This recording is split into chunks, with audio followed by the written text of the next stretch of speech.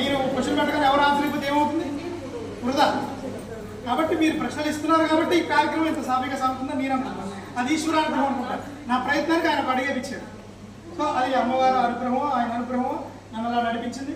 మీ అందరి సహకారంతో అలా నడుస్తుంది. నాకున్న దాంట్లో నేను సంపాదించే దాంట్లో 10% నేను సమాజానికి ఎంతో కొంత ప్రయత్నానికి పెట్టాలనుకున్నా. అలాగే కార్యక్రమాలు చేస్తున్నాను తప్ప ఇది ఎక్కడి నుంచి ఏవి నిస్వార్థమైన సేవ. ఇలాగే భవిష్యత్తులో కూడా అంటే నేను ఒక్కడే మాత్రమే అని అనుకోండి, మీకు తోచినంత కూడా మీరు సంపాదించేట్లో ₹1, ₹10 సహాయాన్ని సమాజానికి అందించండి. ఆ అందించే క్రమంలో, ధర్మంగా ఉండే క్రమంలో విమర్శలు వస్తాయి, అవమానాలు వస్తాయి. మనల్ని మన ముందు పొగిడి వెనక తిట్టుకునే వాళ్ళు ఉంటారు. మీరు మన ముందు భజన చేసి వెనక అసలు తీసి పడేసే వాళ్ళు ఉంటారు. వాటిని లెక్కేసుకోవడానికి, వాటిని పట్టించుకోవడానికి మనం లేవు. గుర్తుపెట్టుకోండి. ఆ అవమానాలను కానీ వాటి విమర్శలను కానీ పట్టించుకునే స్థితిలో మనం ఉంటే మన తల్లిదండ్రులకు మనము న్యాయం చేయలేము. ఎందుకంటే వాళ్ళ గురించి ఆలోచించు, వాళ్ళని పట్టించుకొని మనల్ని పుట్టించలేదు కదా.